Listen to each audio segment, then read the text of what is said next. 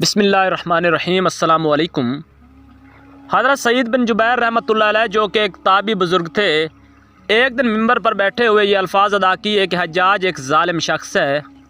ادھر جب حجاج کو پتہ چلا کہ آپ میرے بارے میں ایسا گمان کرتے ہیں تو آپ کو دربار میں بلا لیا اور پوچھا، کیا تم نے میرے بارے میں ایسی باتیں بولی ہیں؟ تو آپ نے فرمایا، ہاں بالکل، تو ایک ظالم شخص ہے۔ یہ سن کر حجاج کا رنگ غصے سے سرخ ہو گیا اور آپ کے قتل کے احکامات جاری کر دیے۔ جب آپ کو قتل کرنے کے لیے دربار سے باہر لے کر جانے لگے تو آپ مسکرا دیے۔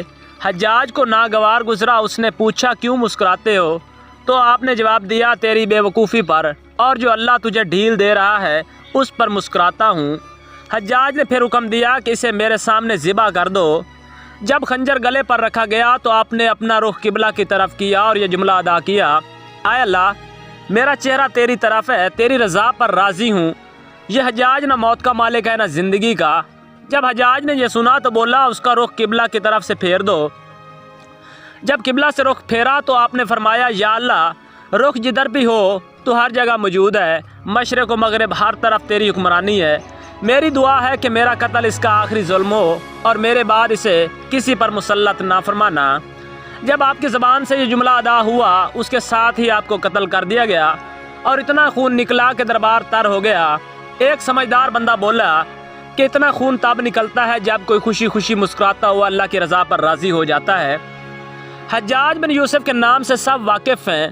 حجاج کو عبد الملک نے مکہ، مدینہ، طائف اور یمن کا نائب مقرر کیا تھا اور اپنے بھائی بشر کی موت کے بعد اسے عراق بھیج دیا، جہاں سے وہ کوفہ میں داخل ہوا۔ ان علاقوں میں 20 سال تک حجاج کا عمل دخل رہا۔ اس نے کوفے میں بیٹھ کر زبردست فتوحات حاصل کیں۔ اس کے دور میں مسلمان مجاہدین چین تک پہنچ گئے تھے۔ حجاج بن یوسف نے ہی قرآن پاک پر اعراب لگوائے۔ اللہ تعالیٰ نے اسے بڑی فصاحت و بلاغت اور شجاعت سے نوازا تھا۔ حجاج حافظ قرآن تھا، شراب نوشی اور بدکاری سے بچتا تھا۔ وہ جہاد کا دنی اور فتوحات کا حریص تھا، مگر اس کی تمام اچھائیوں پر اس کی ایک برائی نے پردہ ڈال دیا تھا، اور وہ برائی کیا تھی؟ ظلم۔ حجاج بہت ظالم تھا۔ اس نے اپنی زندگی میں ایک خون خوار درندے کا روپ دار رکھا تھا۔ ایک طرف موسیٰ بن نصیر اور محمد بن قاسم کفار کی گردنیں اڑا رہے تھے اور دوسری طرف وہ خود اللہ تعالیٰ کے بندوں، اولیاء اور علماء کے خون سے ہولی کھیل رہا تھا۔ حجاج نے 1,20,000 انسانوں کو قتل کیا ہے۔ اس کے جیل خانوں میں ایک ایک دن میں 80,000 ہزار قیدی ایک وقت میں ہوتے، جن میں سے 30,000 عورتیں تھیں۔ اس نے جو آخری قتل کیا وہ عظیم تابعی اور زاہد و پارسا انسان حضرت سعید بن جبیر رضی اللہ تعالیٰ عنہ کا قتل تھا۔ انہیں قتل کرنے کے بعد حجاج پر وحشت سوار ہو گئی تھی۔ وہ نفسیاتی مریض بن گیا تھا۔ حجاج جب بھی سوتا، حضرت سعید بن جبیر رضی اللہ تعالیٰ عنہ اس کے خواب میں آ کر اس کا دامن پکڑ کر کہتے کہ اے دشمن خدا، تو نے مجھے کیوں قتل کیا؟ میں نے تیرا کیا بگاڑا تھا؟ جواب میں حجاج کہتا کہ مجھے اور سعید کو کیا ہو گیا ہے؟ اس کے ساتھ حجاج کو وہ بیماری لگ گئی جسے زمہریری کہا جاتا ہے۔ اس میں سخت سردی کلیجے سے اٹھ کر سارے جسم پر چھا جاتی تھی۔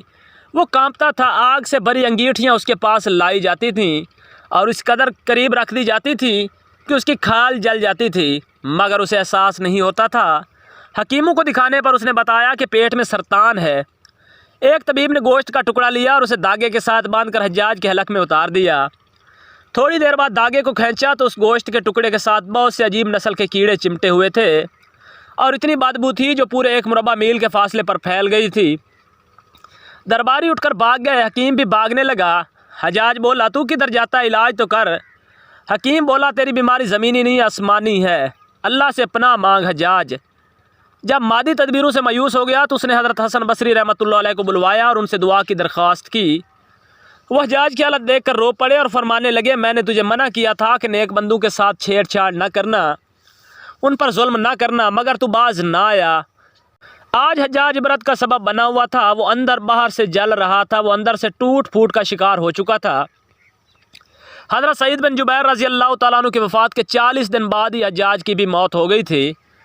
جب دیکھا کہ بچنے کا امکان نہیں تو قریبی عزیزوں کو بلایا جو بڑی کراہت کے ساتھ حجاج کے پاس آئے۔